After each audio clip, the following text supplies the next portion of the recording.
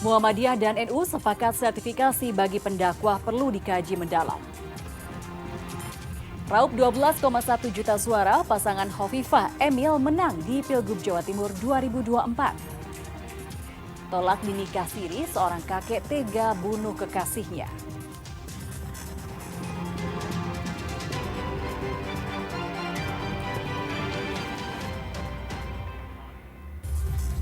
Halo saudara, apa kabar Anda hari ini? Kompas Jatim kembali hadir ke hadapan Anda. Selain 3 informasi utama tadi, tim redaksi kami telah menyiapkan sejumlah informasi penting dan inspiratif lainnya untuk Anda.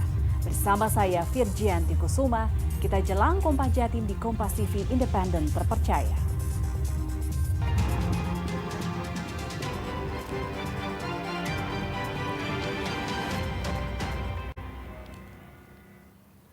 Kita buka Kompas Jatim dengan sorotan pertama dari Surabaya. Saudara Ketua Umum Pimpinan Pusat Muhammadiyah Haidar Nasir menyebut usulan DPR RI terkait kajian sertifikasi bagi pendakwah harus dibahas dengan matang terlebih dahulu dan bukan karena adanya kasus atau permasalahan. Hal ini menyusul polemik Miftah Maulana Habibur Rahman atau Gus Miftah usai mengolok-olok penjual es teh dan viral di media sosial. Ketua Umum Pimpinan Pusat Muhammadiyah Haidar Nasir mengatakan desakan DPR RI kepada Kementerian Agama untuk melakukan kajian sertifikasi bagi pendakwah sebaiknya dibahas dan diputuskan secara matang dengan kekuatan keagamaan, bukan karena adanya kasus atau permasalahan. Hal itu dikatakan Haidar usai menghadiri pelantikan Rektor Universitas Muhammadiyah UM Surabaya. Sebelumnya anggota Komisi 8 DPR RI Maman Imanul Haq meminta Kemenak melakukan sertifikasi bagi pendakwah menyusul polemik Miftah Maulana Habibur Rahman atau Gus Miftah usai mengolok-olok penjual es teh dan viral di media sosial.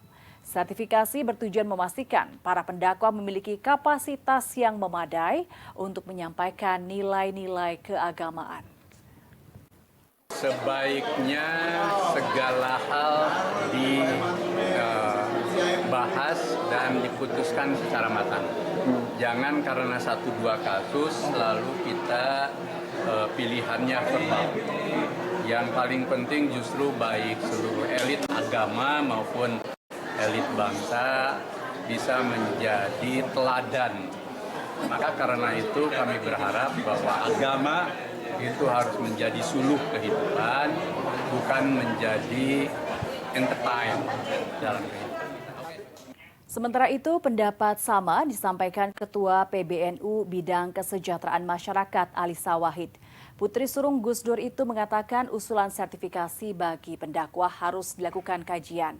Namun Alisa juga mempertanyakan apakah jabatan utusan khusus Presiden bidang kerukunan beragama sangat dibutuhkan lantaran sudah dijalankan oleh Kementerian Agama Republik Indonesia. Ketua PBNU Bidang Kesejahteraan Masyarakat Alisa Wahid saat ditemui pada acara Eco Harmony and Social Inclusion Festival di UIN Sunan Ampel, Surabaya, mengatakan sertifikasi pendakwah harus dilakukan kajian terlebih dulu, terutama terkait sertifikasi orangnya atau materinya. Menurut Alisa, jangan sampai adanya sertifikasi pendakwah membuat orang malas menjadi pendakwah, lantaran harus repot dengan persoalan sertifikasi.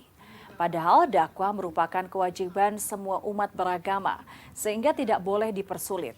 Alisa juga mempertanyakan terkait jabatan utusan khusus Presiden, bidang toleransi dan kerukunan beragama yang sempat diemban Miftah Maulana Habibur Rahman. Lantaran peran kerukunan beragama sudah dijalankan oleh Kementerian Agama.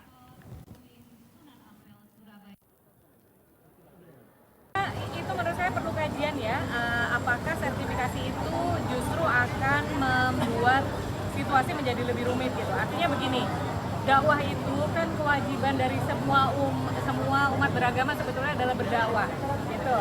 Jadi pertanyaannya adalah apakah ini pendakwah yang kelas apa yang harus disertifikasi, itu yang pertama. Kemudian yang kedua, sertifikasinya itu apanya gitu.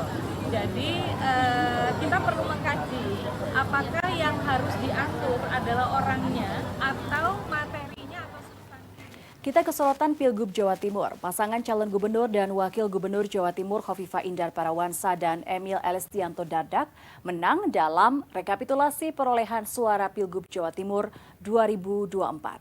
Pasangan calon nomor urut 2 itu sukses meraup 12,1 juta suara.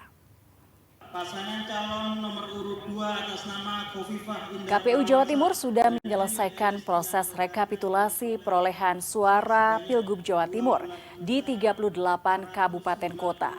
Dalam rekapitulasi itu, pasangan calon nomor urut 2, Khofifah Indar Parawansa dan Emil Elistianto Dardak menang dengan meraup 12,1 juta suara.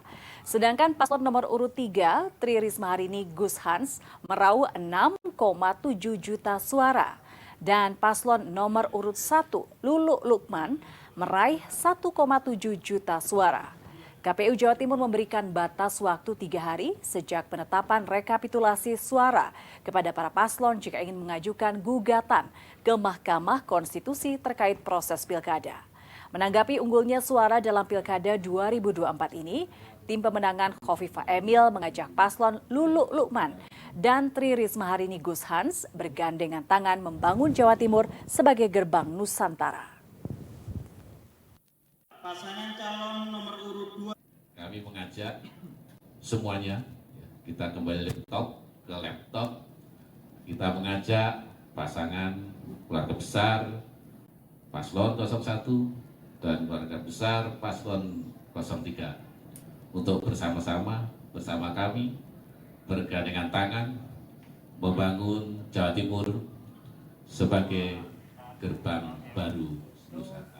Sebelumnya KPU Surabaya juga sudah menggelar rekapitulasi Pilkada serentak 2024. Hasilnya untuk Pilgub Jawa Timur, pasangan calon Tri Risma Harini Gus Hans menang telak atas paslon Khofifah Emil dan Lulu Lukman. Sedangkan untuk Pilwali Kota Surabaya, paslon Eri Cahyadi dan Armuji menang telak atas Kota Kosong.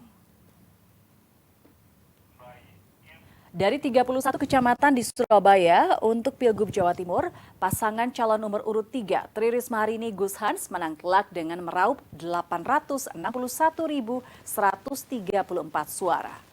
Paslon nomor urut 2, Khofifah Emil, meraup 329.551 suara, dan paslon nomor urut 1, Lulu Lukmanul, meraup 34.071 suara. Sedangkan untuk Pilwali Kota Surabaya, paslon petahana Eri Cahyadi Armuji menang telak dengan meraup 980.380 suara. Untuk warga yang memilih Kota Kosong sebanyak 224.340 suara. Hasil rekapitulasi suara di KPU Surabaya telah diterima semua pihak, termasuk semua pasangan calon dan Badan Pengawas Pemilu. Hasilnya pasangan nomor 1 suaranya unggul dari kolom tanpa gambar. Terus untuk Pilgub? Untuk Pilgub Surabaya pasangan nomor 3 ya. Yang unggul baru disusul oleh pasangan nomor pasangan nomor 2, baru nomor 3 dan nomor 1. Seorang kakek di berusia 73 tahun di Jember tega membunuh kekasihnya sendiri dengan sadis. Pelaku memukul kepala korban dengan kapak karena sakit hati setelah korban menolak ajakan untuk dinikahi secara siri. Satreskrim Polres Jember menangkap Suri, seorang kakek berusia 73 tahun. Pelaku tega membunuh kekasihnya dengan sadis. Setelah memukul kepala korban menggunakan kapak, pelaku menutup wajah korban dengan bantal, kemudian meninggalkan korban tergeletak di rumah pelaku di Desa Patemon, Kecamatan Tanggul, Jember. Sementara itu, saat ditemukan warga, kondisi mayat korban telah membusuk. Dari hasil penyelidikan, polisi menunjukkan pelaku menghabisi korban karena kekasihnya itu menolak dinikahi secara siri. Padahal pelaku sering memberi uang kepada korban setiap kali korban berkunjung ke rumahnya. Untuk kepentingan penyelidikan, polisi menyita kapak, kain spray berlumuran darah, baju korban, dan bantal untuk membekap wajah dan mulut korban. Akibat perbuatannya, pelaku terancam hukuman 15 tahun penjara.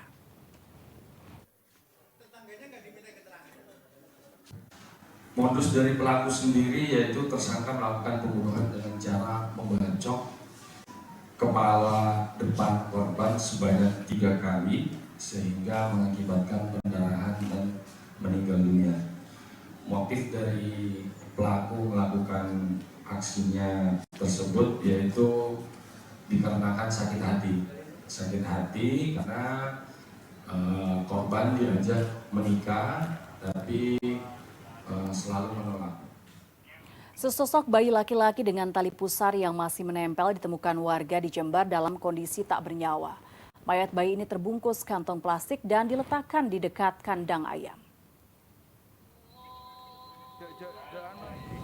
Warga Dusun Maduran, Desa Tutul, Kecamatan Balung, Jember digegerkan dengan penemuan mayat bayi dengan tali pusar yang masih menempel di dekat kandang ayam. Mayat bayi laki-laki ini terbungkus kantong plastik warna putih dalam kondisi membusuk saat ditemukan warga.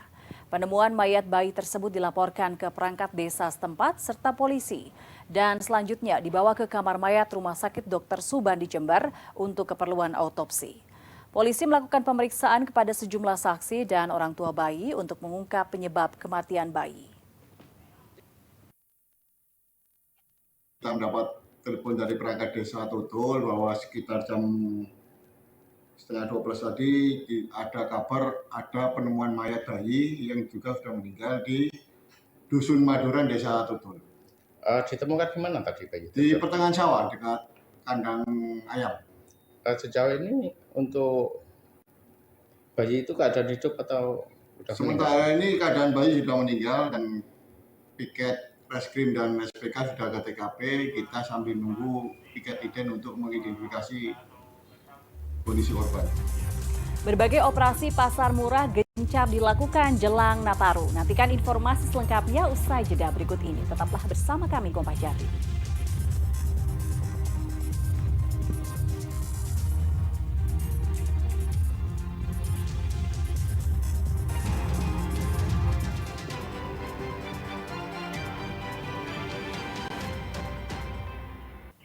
Saudara, Pemkot Kediri menggelar pasar murah menjelang Natal dan Tahun Baru. Pasar murah ini digelar untuk menekan lonjakan harga kebutuhan pangan. Warga di Kota Kediri ini rela mengantre lama agar bisa membeli kebutuhan pokok dengan harga lebih murah dibandingkan di pasaran. Pemkot Kediri menggelar operasi pasar murah untuk menekan lonjakan harga pangan jelang Natal dan Tahun Baru. Selama 5 hari di sejumlah kantor kelurahan. Salah satunya di kantor Kelurahan Dermo, Kota Kediri. Di operasi pasar murah ini tersedia 400 kg gula, 800 kg beras, dan 200 kg telur. Harga kebutuhan pangan dijual lebih murah Rp2.000 hingga Rp3.000 per kilogram dibandingkan di pasaran. Warga wajib menunjukkan KTP untuk bisa membeli beras maksimal 10 kg.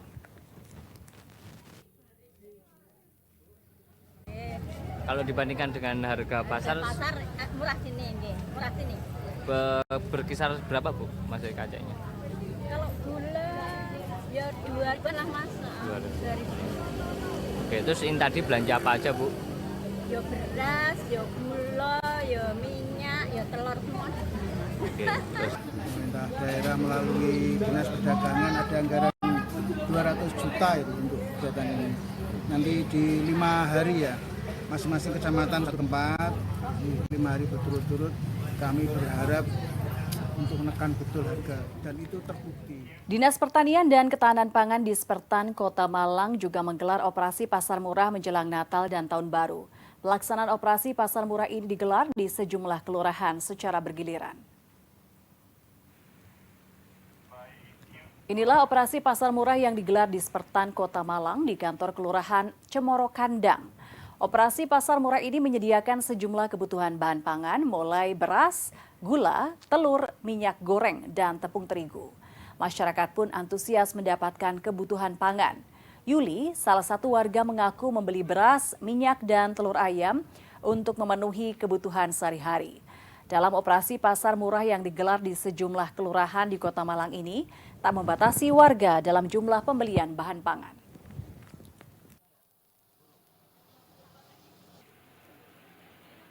Harganya gimana? Harganya alhamdulillah lebih murah dibanding dibanding pas di pasaran. Ya. Sampai berapa sih Bu selisihnya daripada di pasar gitu? Lumayan, kalau misalnya mentari ini kan biasanya di pasaran kalau eceran sudah 16.000. Di sini kalau 10 kilo mantap 13,5 per kilonya. Gerakan pasar murah ini untuk memotong rantai-rantai yang sekiranya menyusahkan masyarakat. Karena kan untuk masyarakat ini kita tahu di Kota Malang juga banyak masyarakat kecil yang untuk beli beras, beli gula harganya mahal ya, kemungkinan kita bisa membantu di sana. Kita dengan harga grosir ini langsung kita jual. Saudara, Forum Koordinasi Pimpinan Daerah Forkopimda Kabupaten Madiun mengecek stok beras di gudang milik Bulog. Pemantauan ini untuk memastikan ketersediaan beras aman hingga Natal dan Tahun Baru. Pengecekan ketersediaan beras di gudang Perum Bulog Subdivisi Regional Madiun dilakukan Forkopimda Kabupaten Madiun jelang Natal dan Tahun Baru. Stok beras di dalam gudang ada 14.000 ton termasuk beras bantuan pangan dan beras stabilisasi pasokan dan harga pangan atau SPHP. Selain itu juga ada stok 390 ton gula dan 31.000 liter minyak goreng. Stok semua bahan pangan di gudang Bulog mencukupi kebutuhan hingga 6 bulan ke depan. Selain mengecek ketersediaan pangan di gudang Bulog, Forkopimda juga melakukan inspeksi mendadak untuk memantau stabilitas harga bahan pangan di sejumlah pasar tradisional dan warung. Kita melakukan tinjauan terkait dengan ketersediaan bahan pangan yang nantinya tentunya harus disiapkan oleh seluruh pemangku kepentingan, ini adalah Bulog dan distributor, dan peran dari pemerintah daerah dalam melakukan evaluasi terkait dengan kesiapan yang hari ini kita pastikan bahwa ketersediaan pangan atau komoditi pangan dalam keadaan cukup untuk menghadapi Nataru di bulan Desember nanti. Jadi dalam rangka persiapan Nataru ini, Bulog Kabupaten Madiun yang meliputi Kabupaten Madiun, Kota Madiun, Ngawi, ini stok sangat-sangat cukup, yaitu kurang lebih 14.000 ton beras. Dan untuk gula kurang lebih ada 390 ton dan minyak goreng ada 31.000 liter. Itu ada penambahan dari stok sebelumnya, Pak? Sebetulnya itu akumulasi, Mas. Dan ini masih ada lagi penambahan karena masih ada destinasi yang dikirim dari Surabaya untuk floating kapal impor juga masih ada, otomatis akan bertambah terus. Sebelumnya, perusahaan umum Bulog Kantor Cabang Jember menyiapkan 23.000 ton beras untuk pemenuhan kebutuhan momentum perayaan Natal dan Tahun Baru 2025.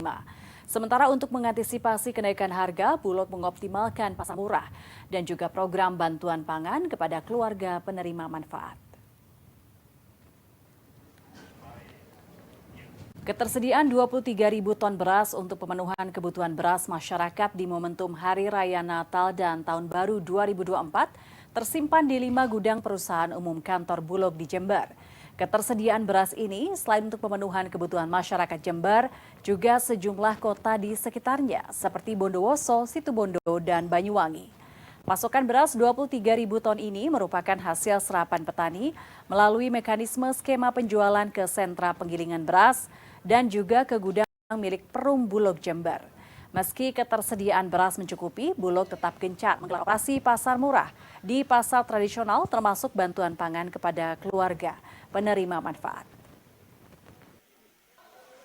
Bahwasanya Bulog bisa melakukan penyerapan melalui skema untuk penjualan ke sentra penggilingan padi Bulog yang ada di Kabupaten Jember. Begitu juga kalau seandainya dengan beras itu bisa langsung ke gudang Bulog yang terdekat. Dan itu menjadi suatu himbauan kami juga kepada para petani yang ada di Kabupaten Jember. Untuk target gimana Pak untuk tahun 2024 ini? Target kita di tahun 2024 ini khusus Bulog Jember itu 15.000 ton. Di antaranya 9.000 ton untuk beras, kemudian gabah kering giling itu 9.000 ton. Capaian kita sampai hari ini 44.000 ton atau dengan persentase 183%. Artinya melebihi target Pak? Alhamdulillah melebihi target. Kreativitas seni ukir berbahan aluminium jadikan motor tampil menawan. Nantikan informasi selengkapnya usai jeda berikut. Tetaplah bersama kami.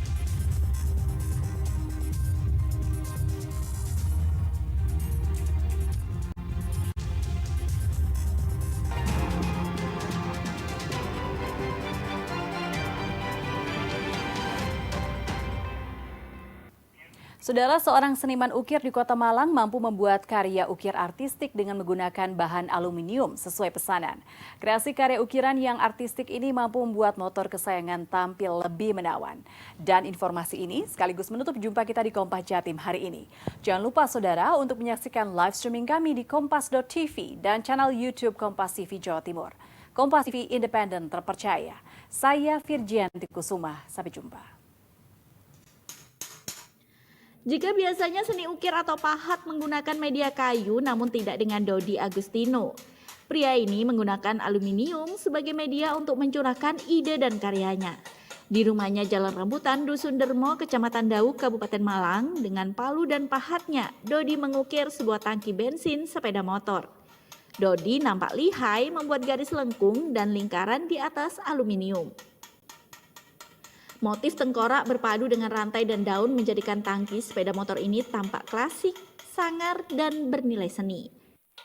Dodi menceritakan dirinya memulai seni ukir onderdil pada tahun 2012. Saat itu dirinya hanya sekedar iseng. Namun karena hasil karyanya mendapatkan apresiasi dalam sebuah kontes modifikasi sepeda motor, pesanan pun berdatangan hingga saat ini. Maraknya kontes sepeda motor diakui berpengaruh pada permintaan pasar. Menurut Dodi, karyanya tidak hanya diminati oleh pecinta otomotif dari wilayah Malang, namun juga dari luar Jawa. Pecinta otomotif dari Kalimantan hingga Sumatera banyak mengirimkan onderdil sepeda motor yang kebanyakan adalah muge atau motor gede untuk diukir oleh Dodi.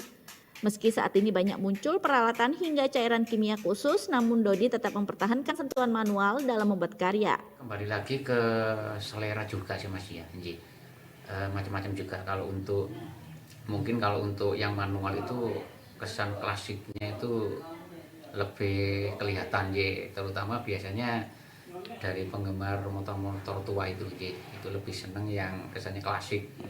Jadi polosan juga, nggak terlalu banyak variasi baik dari segi warna atau mungkin permintaan yang lain tidak ada. Cuma yang jelas media polos kita pahat selesai. Untuk sebuah tangki sepeda motor, Dodi bisa menyelesaikannya dalam waktu kurang lebih 2 hingga 3 pekan. Biaya yang harus ditanggung oleh pemesan untuk seni ukir onderdil ini mulai Rp600.000 hingga jutaan rupiah. Berkat ketelatenan dan keuletannya menjalin relasi, karya seni ukir Dodi kerap ditemui di arena kontes otomotif tanah air. Dedy Prasetyo, Kompas TV Malang, Jawa Timur.